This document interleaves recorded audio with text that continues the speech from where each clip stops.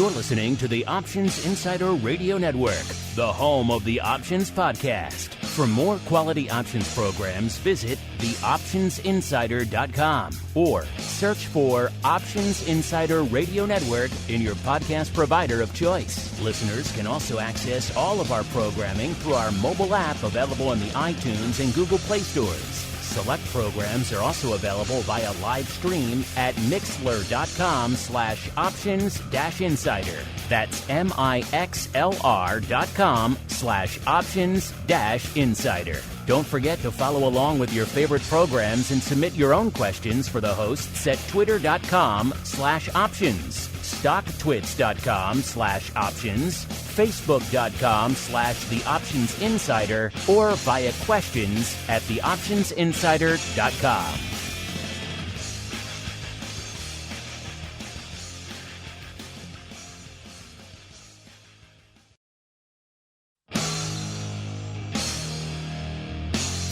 And now, it's time for the show that breaks down the options market from unusual activity alerts to market analysis, strategy overviews, listener questions, and much more.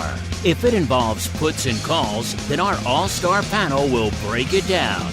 It's time to hit the Option Block with your host, Mark Longo from the Options Insider Media Group, and co-hosts, Uncle Mike Tusaw from St. Charles Wealth Management, along with Mark the Greasy Meatball Sebastian and Andrew the Rock Lobster Giovinazzi from OptionPit.com. And now, get ready to hit the Option Block. All right, everybody. That music means we are back. Yes, it's a holiday in many parts of the states, but not in the markets. So not here for the network. We are back for a little bit of your bi-weekly options extravaganza known around the globe as the Option Block. My name, of course, Mark Longo from the THE OptionsInsider.com, as well as from the network upon which many of you were binging this weekend. A crazy, a tumultuous weekend once again here for the world as we head on into a new trading week. Of course, if you like what you hear on the network, anything else we do here, the app, you want to throw some stars, a like, a comment, maybe follow us on the old tubes. I know more than a few of you like to get your shows via the old YouTube. We don't judge, however you like it. Make sure you throw a like, a comment, or a star. It does help new people continue to discover the content. And of course, if you want to join us for great pro Q&A sessions, another one coming up tomorrow. I had a great one last week, delving deep into all the nuances of your trading psychology. What is causing you to let your losers run and cut your winners short? We all do it.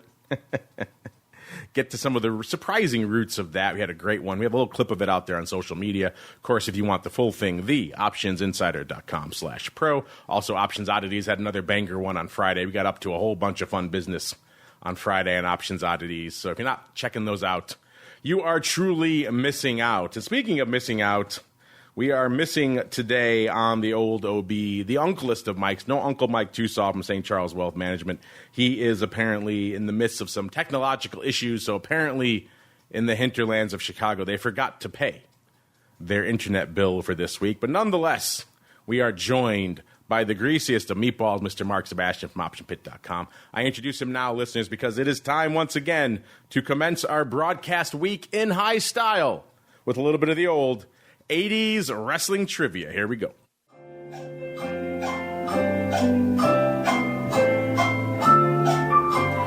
All right, everybody. Welcome to a little bit of 80s wrestling trivia. A fun way to just kind of get the blood pumping, kick off the trading week, have a little bit of fun, wake everybody up here. And we've had a lot of different fun talking about various WrestleManias recently. We talked about WrestleMania 1. We talked about the special guest referee they had at WrestleMania 1 Muhammad Ali. And now let's fast forward to WrestleMania 2. Not quite as an iconic of an event. Most people don't really remember WrestleMania 2 the same way they remember WrestleMania 1. Then, of course, it doesn't help that it's bookended by these two titanic events, of course. WrestleMania 1, which kicked it all off, kind of created the modern wrestling infrastructure as we know it now today. And then, of course, WrestleMania 3, which had the iconic moment of Hogan slamming Andre, which is still, if you watch something WWE today. That is the first clip they show at the beginning of every show because it's so iconic. It kind of ushered in the modern era of wrestling, brought it into the mainstream. Everybody go crazy. 93,000 people, Pontiac Silverdome, all that madness. But in between those, sandwiched in between those two pivotal events, was a lesser heralded event called WrestleMania 2. And it was interesting for a couple of reasons. It was kind of a simulcast event in two locations, in Los Angeles and right here in good old Chi-Town. And the Chi-Town portion we are going to focus on this week, listeners, because it featured yet again another special guest referee, this time one who is near and dear to the hearts of many Chicago athletic fans, shall we say. He was the special guest referee, one of two, I believe, for the Battle Royal that occurred in the Chicago segment. Mr. Uncle Mike, sir, excuse me, I apologize. Mr. Greasy Meatball, who was the iconic Chicago athlete who was the special guest referee for the Battle Royal of WrestleMania 2, sir. All right. Can we kill the Jeopardy music? Is it hurting you? I'll turn it down. I'll turn it down for you. How's that? There you go. Much better. All right, go ahead. All right. So we had a special guest referee. Who were the opponents in the match? It was a battle royal, so it was kind of an everybody. I don't know exactly who was in it. A whole bunch of people. I remember in the battle royal, wasn't William Perry in it and Jimbo Covert and a whole bunch of people. So going along those lines, I don't remember who exactly it was, but I'm going to say if it's an iconic Chicago person, then I'm going to say Jim McMahon. Interesting. Tell you what, I'm going to be charitable because Uncle Mike is not here. I want you to get some points to catch up. So what I'm going to do is I'll give you a half-point bonus shot, and I will give you the mother of all hints. He just passed away last week. Oh, Dick Butkus. Yes, Dick Butkus was the special guest referee. Dick. Yes, that was a crazy one. The night that the Bears got their first win in, a year? 14 straight games, 51 passes away, and the Bears get it done. So that was kind of an interesting, weird time. A weird time for WrestleMania 2 as well, listeners. Dick Butkus, special guest referee. Did you know that? Very timely one as we keep on rolling right on into a little bit of the old trading block. It's time to break down the latest topics, trades, and trends in the world of options. It's time for the Trading Block. All right, everybody, welcome to the Trading Block. Today is a day where we could use probably a dose of Uncle Mike out there, a dose of optimism, a bit of a ray of sunshine, because the markets on the weekend certainly was not full of a lot of it, of course. I don't think anyone went into this weekend saying, what the world really needs is more tanks rolling.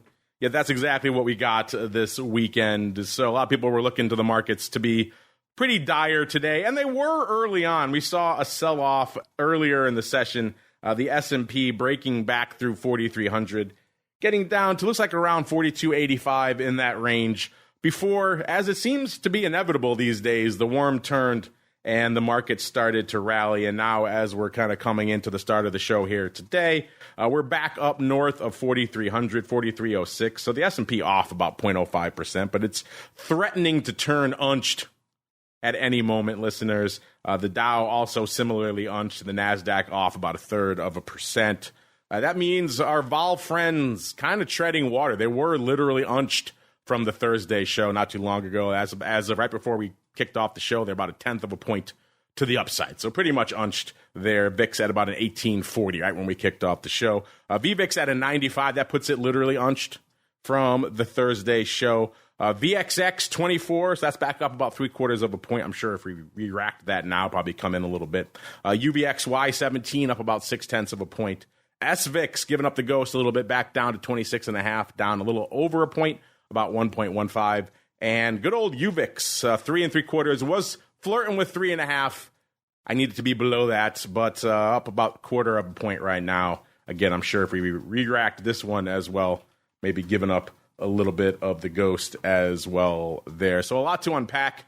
Mr. Meatball, everyone kind of expected a dire start to the week, and we kind of had that ever so briefly. It seems like, at least for right now, that is fading. What is catching your eye out there in this, shall we say, dire kickoff to the markets this week, sir?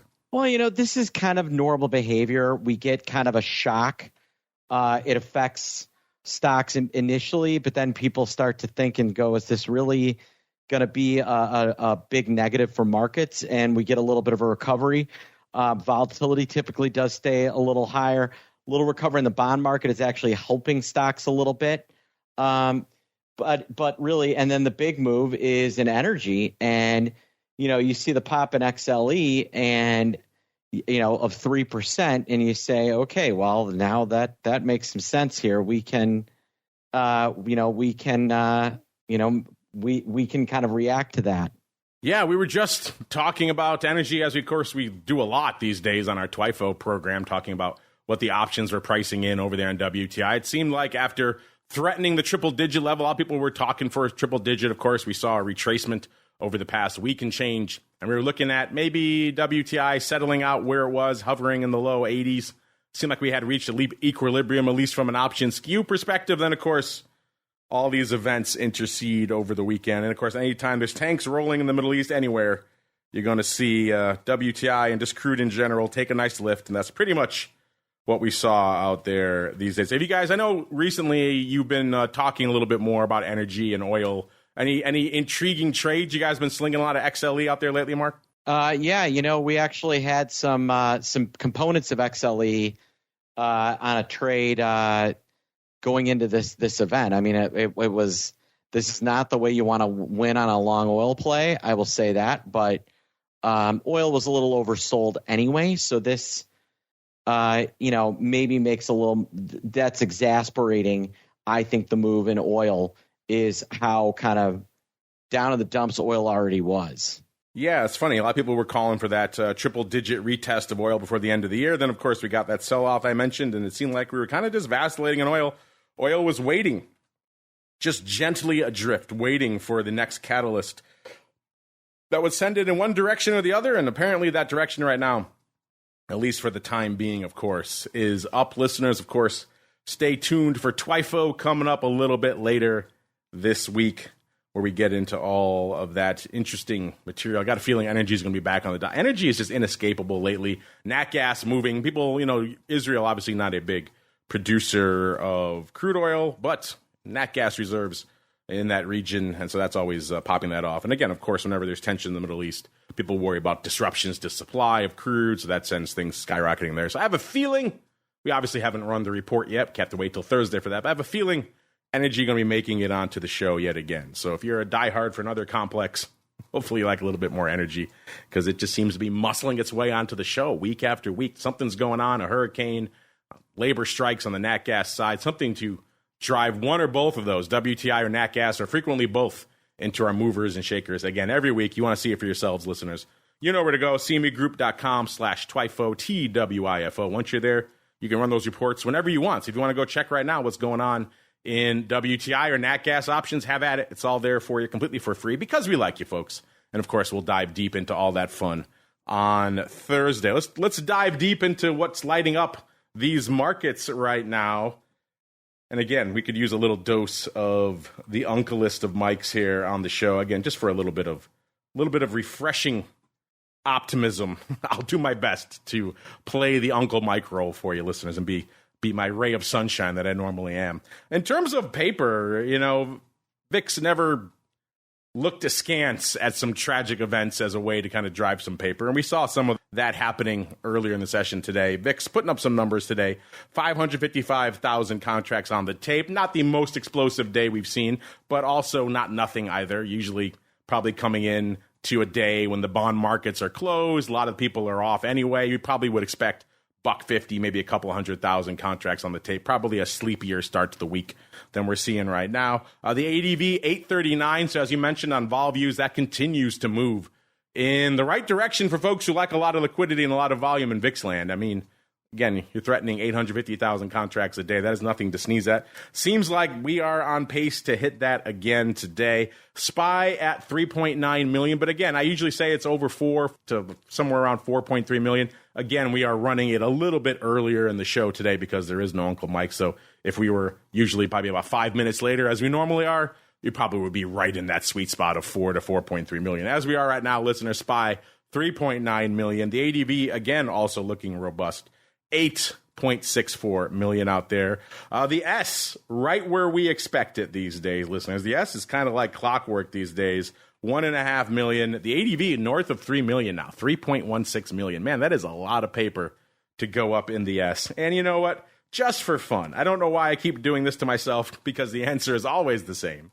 But I'm going to do it yet again. I'm going to run the top 20 most active contracts in SPX right now. Let's see if we can find one nugget, one morsel of activity that is not expiring today, and the answer is still clearly no. If I expand it to the top 40, I'm going to guess I probably find somewhere around 5.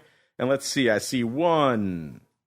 So we're looking pretty light today, listeners. Only 3 contracts in the top 40 most active in the SPX are not expiring today. Again, just speaking to how fundamentally transformed this product has been over the past year since all this zero-day stuff started popping off. And again, you don't need any additional evidence. And looking at the numbers we got out of OCC, everything was down last month compared to September of 2022. So equity options, ETF options, futures, you name it, except for index options, pretty much carried on the back of this zero-day boom, listeners.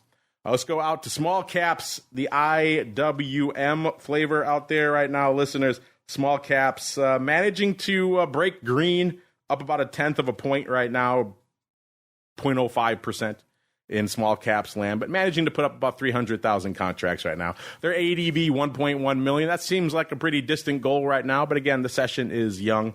And our old friend, the Qs, 1.9 million, the ADV 3.85 million out there.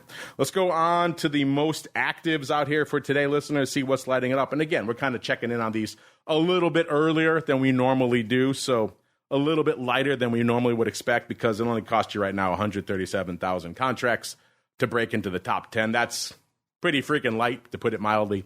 But then again, we are running it roughly 5 to 10 minutes earlier than we normally do. So missing a little bit of that volume, but even still, maybe we'd get up to $1.40 by then. Number 9, that gets us to good old Softy.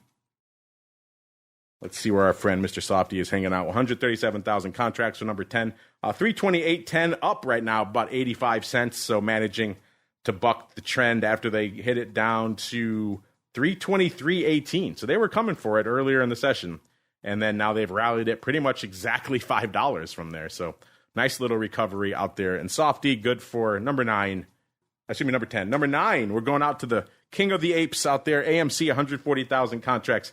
AMC kind of unched right now, maybe slightly off about a nickel. It's at about a 56% range on the day, hanging out right around 9.25 right now. And again, good for the number 9 spot out there, listeners, with 140,000 contracts. Number 8, it's Rivian. Everyone who was out there loading up and picking in our poll just about a month ago, the AUG, I think it was 25s, I forget the strike. But yeah, not looking great for those, because the stock 18.5 right now, off another $0.50 today. You know the saga with Rivian on the year. It's off 13 handles, or about 41%. Was trading 31.5 a year ago. Got up to about 36.5. That was looks like in the October, November timeframe. And then since then, they have come for it. Of course, it has recovered from its lows of 1168. Hit those back in April of this year. So I guess glass half full approach. It's still up from where it was in April. But it also got up recently to about 27.64. That was in the end of July. And since then, no bueno out there. Number 8, 148,000 contracts listed. Number 7, let's keep it in the A name. Let's go out to the chip zone early. It's AMD, 166,000 contracts for number 7. AMD, 105.85, off about $1.40 today. Man, wow. A names coming fast and furious right now. Keeping it in the A tech names. Number 6.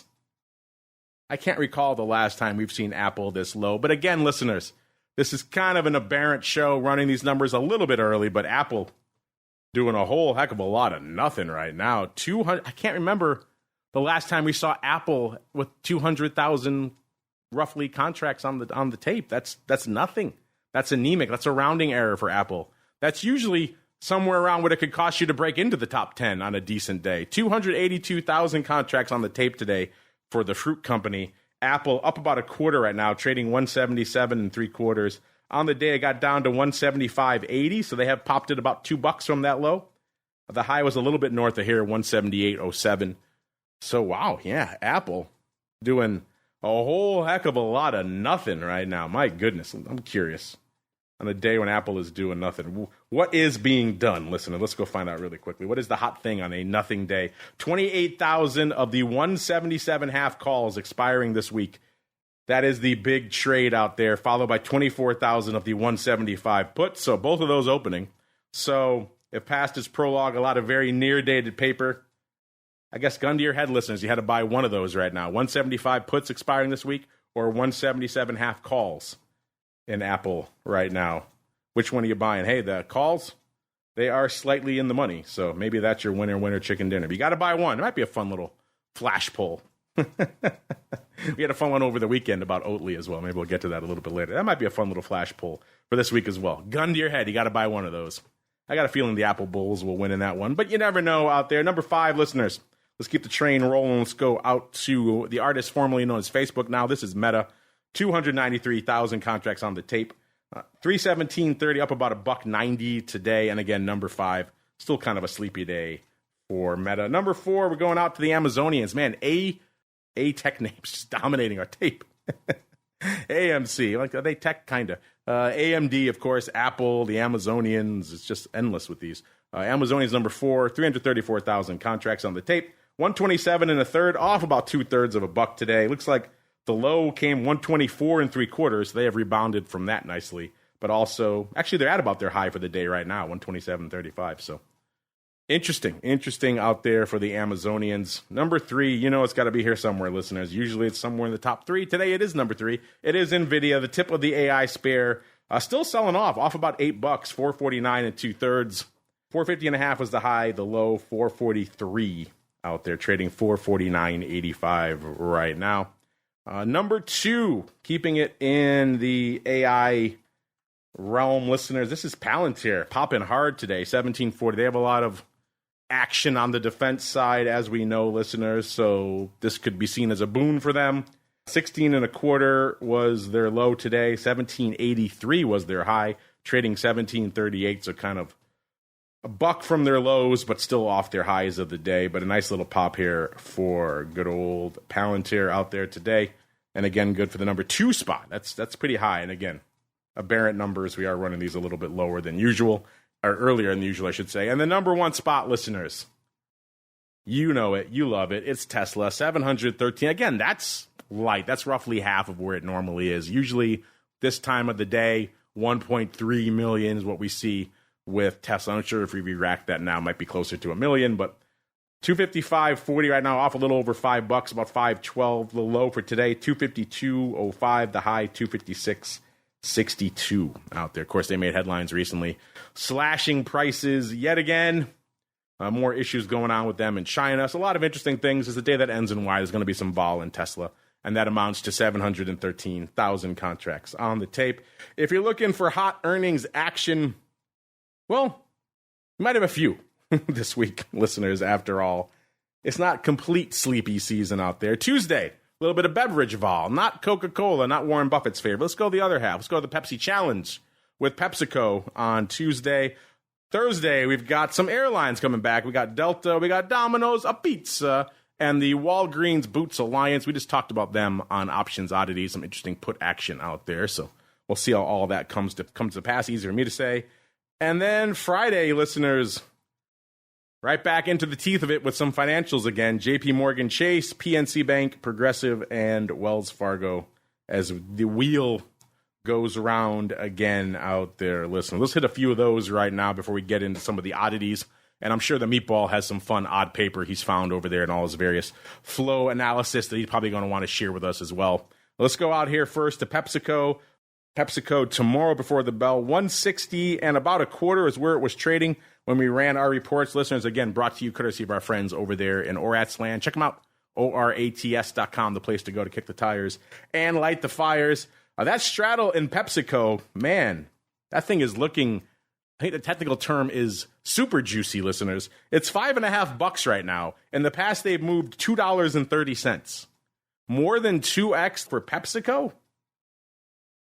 That's a lot of juice for Pepsi. And they sell some juice. Wow. I think I need to go investigating what's popping off in the land of PepsiCo. Let's go out to the airlines over the last few years. Definitely some bastions of volatility out there. Delta Airlines, the 12th before the bell, $37 even. When we ran this report, they were pricing in $1.79. In the past, they've moved to $1.15. So, wow. A lot of juice on the tape here in these first two listeners. Let's go out to pizza. Domino's a pizza. 12th before the bell, $3.41.5. They were pricing in $22.65. In the past, they've moved $19. So, again, a lot of juice being priced into these first three names here, listeners. Wow. Let's go out to the Alliance, Walgreens Boots Alliance. 12 before the bell, $21.80 is where they were trading. They were pricing in $1.56. In the past, they moved to $1.23. More juice, not quite as much more as the other names we're talking about, but still.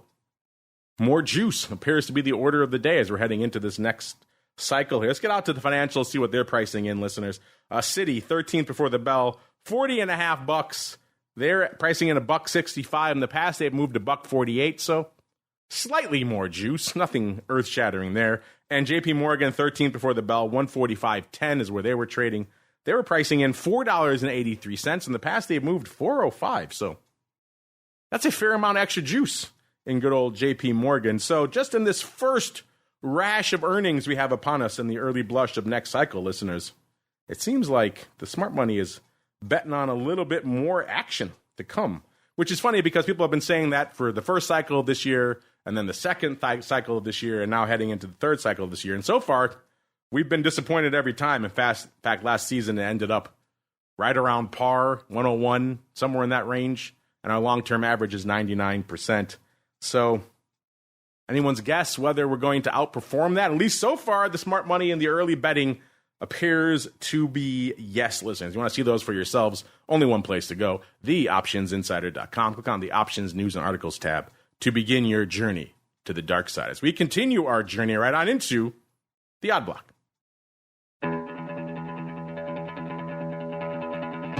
It's time to break down the most interesting, unusual, and downright questionable options activity that's been identified by theoptionsinsider.com. It's time for the Odd Block.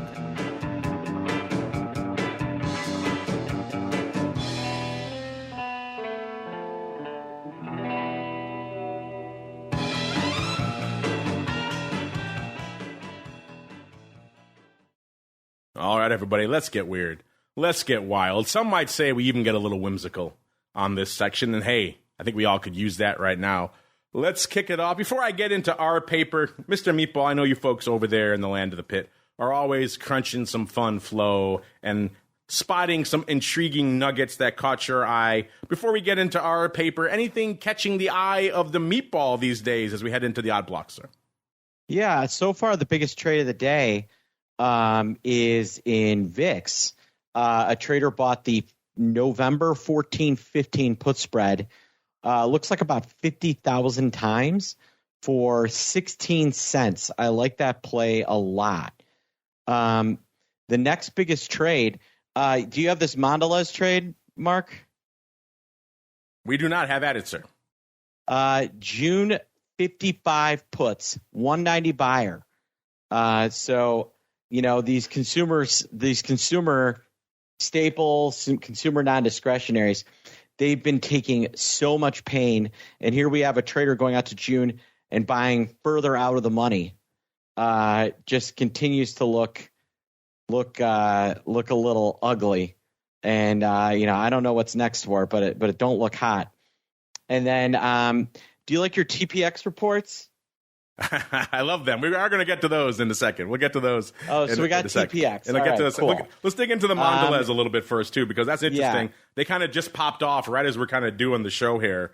As you mentioned, MDLZ, you know them, listeners, ticker symbol MDLZ, trading $63, about $63.10 right now, off about a quarter right now. Let's see, on the year, a year ago, they were trading $55, so they've had a nice $7.50 pop, or about 13.5% on the year. The high came earlier this year in May of about $78.50, so they have given back quite a bit from their high there, but still net up on the year, even if the last week and change have not exactly been bangers for them. They were trading $68 just end of last week, and now they're back down to 63. So a rough couple of weeks, but a decent year net out there. And as the Meatball points out, it does seem like maybe somebody loading up on some continued downside to come. 15,000 of the June double puts, listeners, the June 55 puts going up for $1.90, lifting the offer.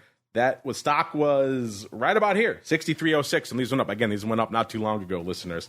And that's about a 27 vol. So, Mr. Meatball, as you pointed out, looks like somebody wagering on the continued downside, or more likely someone sitting on a whole bunch of stock and concerned about some downside. Either way, what are your thoughts on these? You like these, Mr. Meatball? I mean, I almost like it as a sale better than a buy, just because Mondelez is, so, has been kind of punished so bad. I guess there was this report. Did you see this about the Ozempic versus snack food thing? I've seen a lot about Ozempic, not specifically about snack foods lately. So there was a big report on Bloomberg about how Ozempic and these ones are killing the snack food business because people are taking, they take the drug and then they're not hungry for. They're not munching the chips. Cheetos. It makes sense. If everyone's getting injected on this weight loss drug, maybe they're not sucking down the Cheetos or the Milky Ways or all that kind of stuff. That's an interesting little tidbit out of that I had noticed. Reminds me of back in the day when everyone attacked, Krispy Kreme and everything during the Atkins era, remember? And everyone just crushed those because no one's eating carbs anymore. All these donut names. Go figure, they're still here.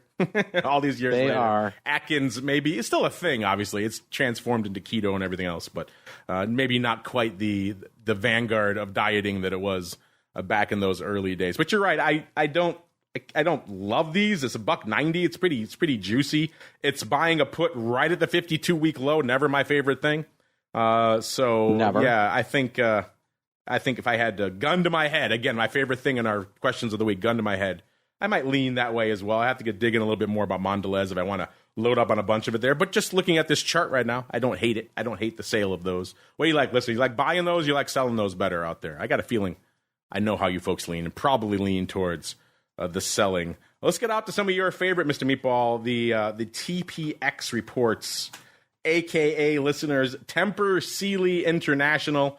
You know them, you love them, maybe you hate them in the mattress world. Is there a more opaque business on the planet than mattresses? They go out of their way to just obfuscate everything. There's no matching model numbers and serial numbers, so you can never price shop and all these kind of things. It's still the last vestige of old school salesmanship on the planet.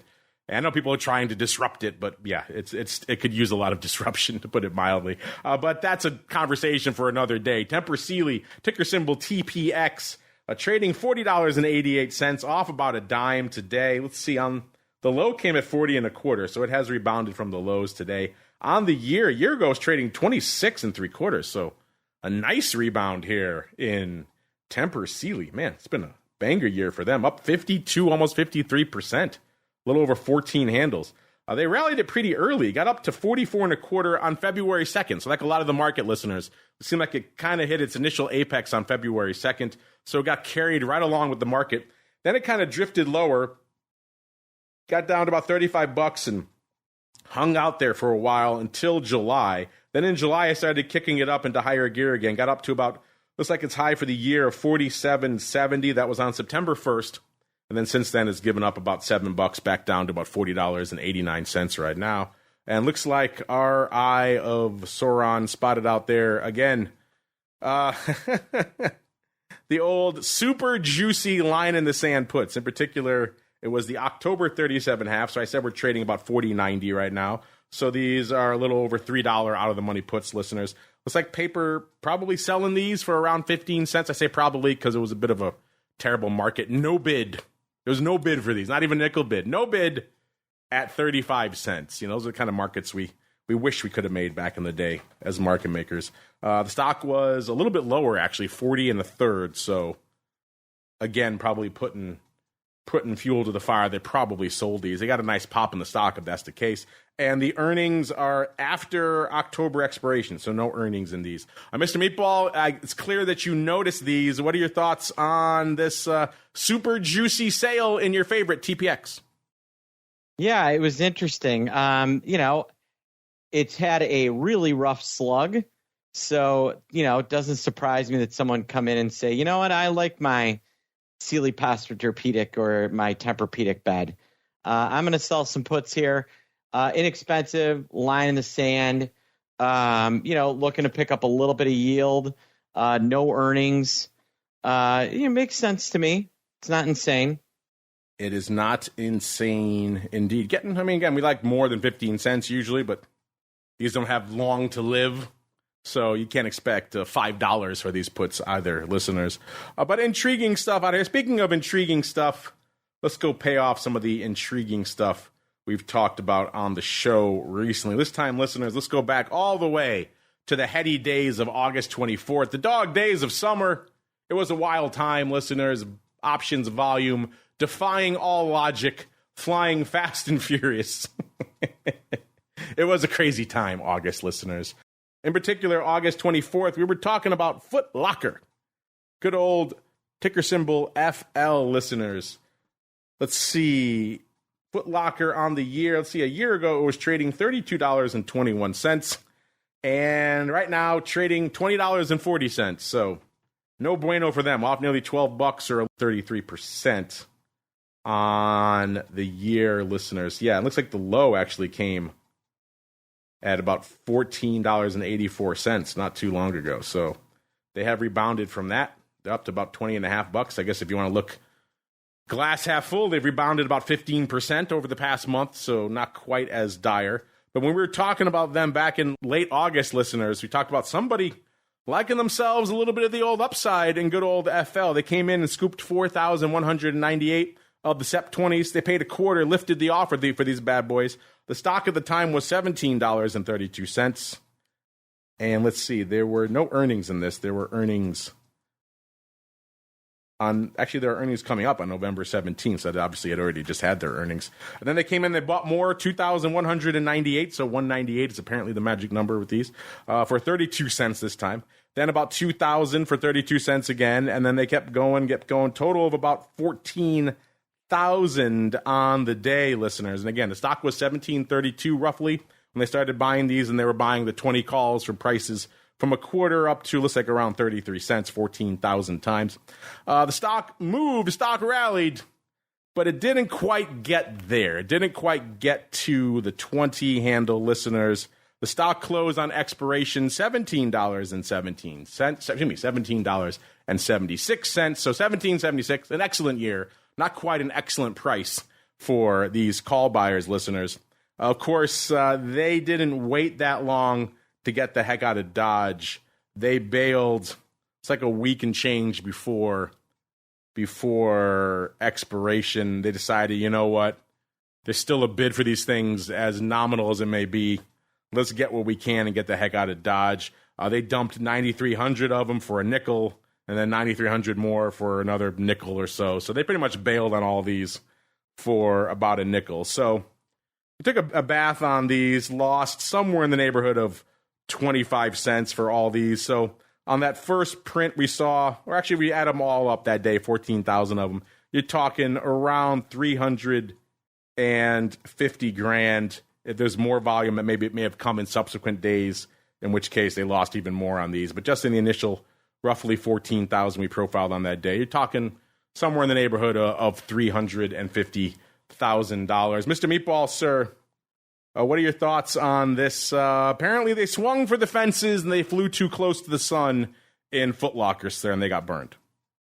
Yeah, you got to take your dollars when you get a chance, and you got to be careful with that. So I'm with you.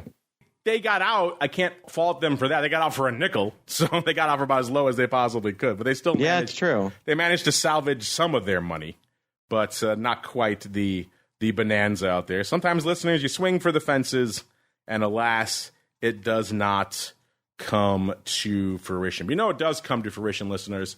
Some of your feedback. Let's get out there now. A little bit of the old mail block. It's time to take your seat on the All-Star panel as we read your emails, tweets, Facebook messages, website comments, and much more. It's time for The Mail Block. All right, listeners, let's get out there. A little bit of the old mail block fun. Speaking of fun, we had a little bit of fun over the weekend, as I am wont to do, listeners, when I am doing some shopping. If I spot OATLY in the wild, one of our favorite/least favorite holdings for our Options Oddity show, and I see it well represented on store shelves, I will take a photo of it and I will send it to One Rock Lobster just to tweak him a little bit, and also myself, because I am in on the OATLY train now, for better or for worse.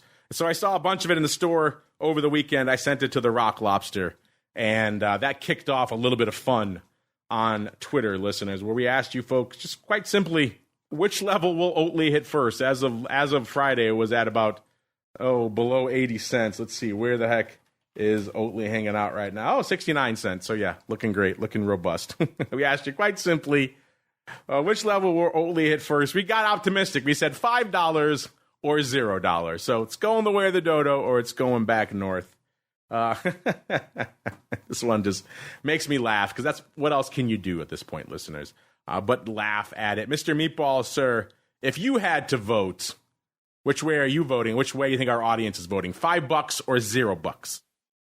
Audience probably saying $0, and I would say $0 as well. You're not down on the OATLY train, huh? You're not down on the delicious. I'm not anti-OATLY. I just think that they would have done themselves a favor to get acquired 2 years ago. I wouldn't mind them getting acquired. Let's say at the nice, robust price of $5 a share. How about that, right? That'd be great. Sure, awesome. Mark. That could happen. Awesome for all involved. It could happen. I don't know that it will happen, but it could happen. What's that? $25 a share? You say? Wow, that would be exceedingly generous and very nice of them to do such a thing. But yes, our audience right now, actually surprisingly optimistic. Mr. Meatballs, might surprise you. Just ticking again as we speak. 57.1% choosing $5, Mr. Meatball. So they are on the OATLY train. They are here for a little bit. And, it was $3 not too long ago. So it's not like $5. No. I mean, people like it. It's good. It's just, I'm not sure it's a standalone business. I think it belongs with some sort of, Coca-Cola, or like a Pepsi could buy it, or like a big dairy producer, somebody like that. Yeah, that's probably the future for this thing. It's a shame. They created a category and then got kind of beat to the punch in their own category. Now, if you go to the store, you see a bunch of oat milk and other dairy alternatives on the shelves, and a huge entire freezer full of them, but maybe only one or two are OATLY. So they created a category and then got kind of pushed to the side in their own category. So we've seen other players that happen to, TiVo and others. Sometimes first mover is not the best thing to be. Look at Apple. Apple's always second or third mover, and then they dominate a category. So, yes, interesting stuff out there for OATLY. So a little bit of weekend fun. Our actual question of the week from last week, listeners, was along the lines of the IPO trend. It's getting a little hotter again these days. People are saying maybe IPOs are back. Maybe we're done with all that SPAC nonsense from a few years ago. Either way, we said to you folks, which of these upcoming or kind of new listings are you most excited to sink your options teeth into? Gave you four choices: ARM, Instacart, Reddit, or the newly combined WWE/TKO, or /UFC, which is TKO. Of course, we were just talking about WWE at the top of the show. And not surprisingly, since you folks all have chips on the brain, 60% of you saying you're most excited by ARM, even though ARM not exactly lighting the world on fire post IPO. It's down 14% so far year to date.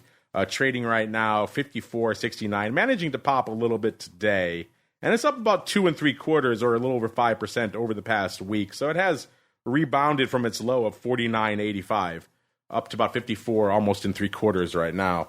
But still, no bueno for the year. But dominating our poll, Instacart and WWE/TKO tying for number 2, 15% each. And no love for Reddit, only 10% for Reddit. Interesting stuff out there. Speaking of interesting stuff, let's get to this question here from Ronaldo. Man, this is an epic one, Ronaldo. I will do my best to answer it with what we know right now. He wants to know, quite simply, what is the latest on spikes? And a lot to unpack there. Listen, you may have noticed they are no longer on our Volatility Views show. That's because the folks at Spikes and MIAX have been embroiled in quite the legal brouhaha over there. In fact, we wanted Simon to come on our Pro Q&A to talk about some of this stuff recently, but even the lawyers stepping in on that front. It's just illegal quagmire. You know, whenever you play in the VIX realm, SIBO might come knocking eventually. That's kind of what happened. You have to go back a little bit to kind of set the tale with what happened. You remember when Spikes listed, they were approved by CFTC, then got that approval revoked right after they launched, and they had to kind of go back and delist for a while, then relist. So there's been a lot of regulatory rigmarole going around this product for a long time. Then there was, in November of 2020, the SEC issued an exemptive order to allow Spikes to effectively keep trading as a futures contract as opposed to what they term a securities future. It may sound like a distinction without a difference, but trust me, in the regulatory world, that's a meaningful distinction. And they did that, the SEC said, to foster competition. They wanted some sort of alternative to what they termed the incumbent volatility product in the market, a.k.a. VIX. They said facilitating greater competition among these types of products. They should provide market participants with larger access to a wider range of financial instruments to trade and hedge the S&P 500, and it should lower transaction costs. SIBO, obviously not a fan of that ruling. They sued to block that exemption, and that's what happened back in July of this year. The U.S. Court of Appeals in D.C. sided with the SIBO and ruled to vacate that exemption. So the exemption that allowed Spikes to trade as a futures contract as opposed to a securities future was effectively vacated. So Spikes had to, well, it seemed like it was going to have to halt trading. MIAX, of course, they have lawyers too. They countersued this, and they came out and they are appealing that ruling right now. They do have an appeal in place as a result of MIAX's appeal. The Spikes were supposed to effectively be delisted on November 1st. That no longer applies. They're awaiting the results of this appeal.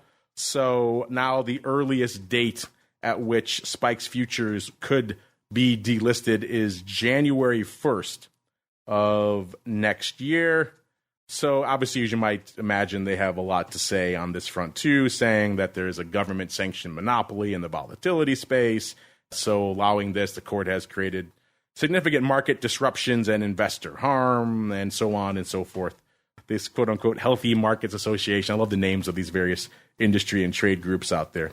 But long answer to a very involved question is Spikes was listed. It met regulatory hurdles off the bat. SIBO sued early on to try to block them from entering that space.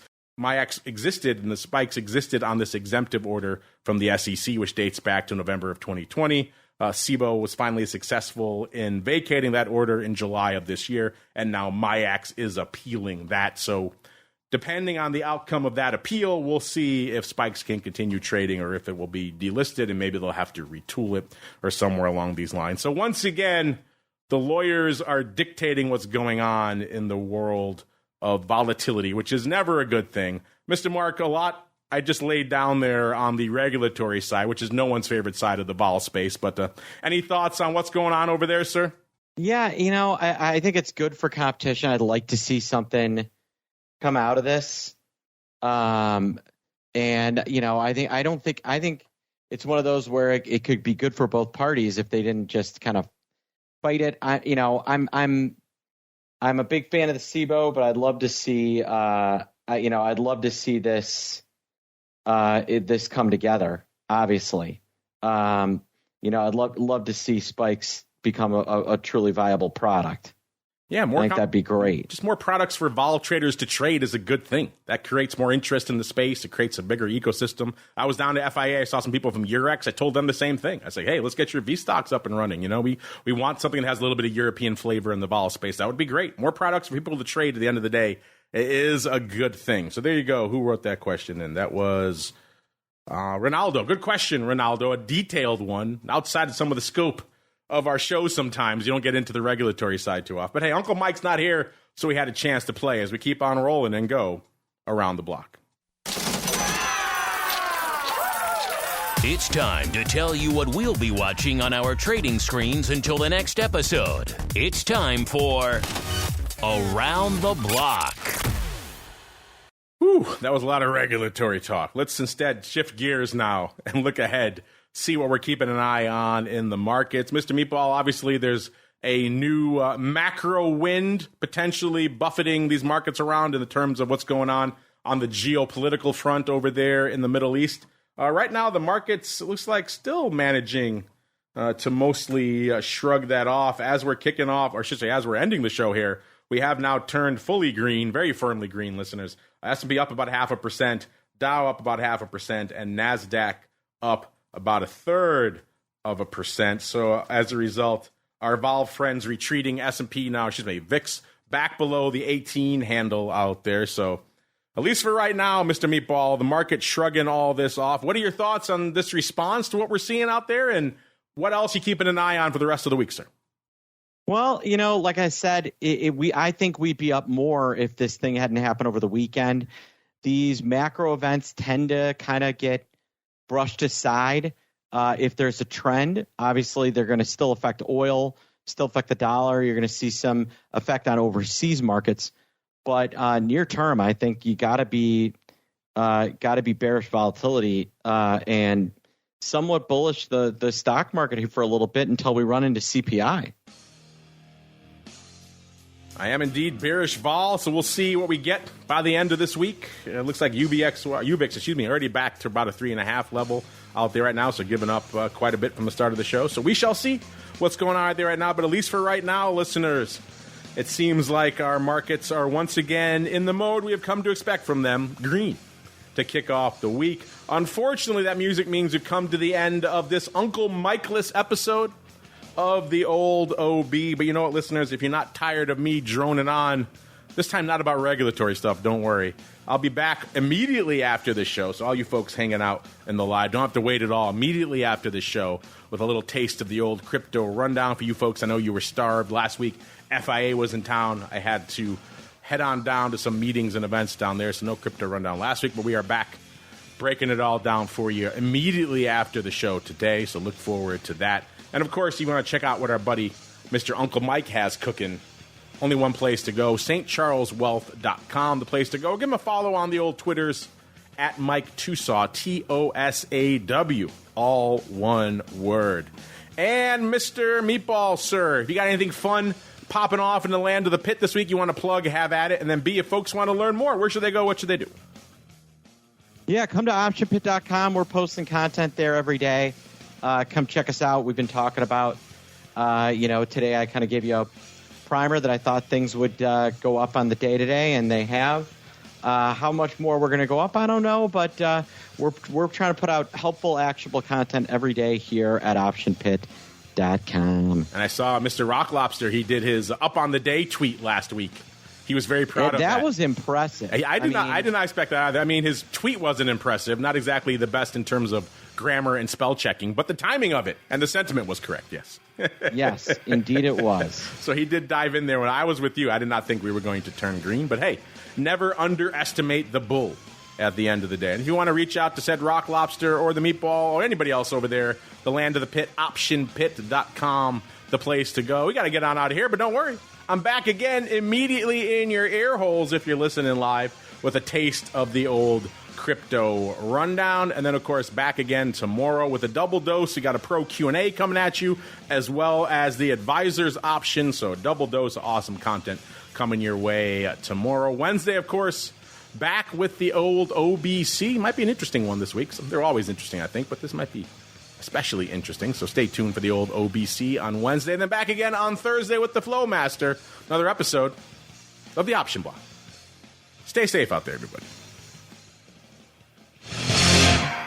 You're listening to the Options Insider Radio Network, the home of the Options Podcast. For more quality options programs, visit theoptionsinsider.com or search for Options Insider Radio Network in your podcast provider of choice. Listeners can also access all of our programming through our mobile app available in the iTunes and Google Play stores. Select programs are also available via live stream at mixlr.com/options-insider. That's mixlr.com/options-insider. Don't forget to follow along with your favorite programs and submit your own questions for the hosts at twitter.com/options, stocktwits.com/options, facebook.com/theoptionsinsider, or via questions at theoptionsinsider.com.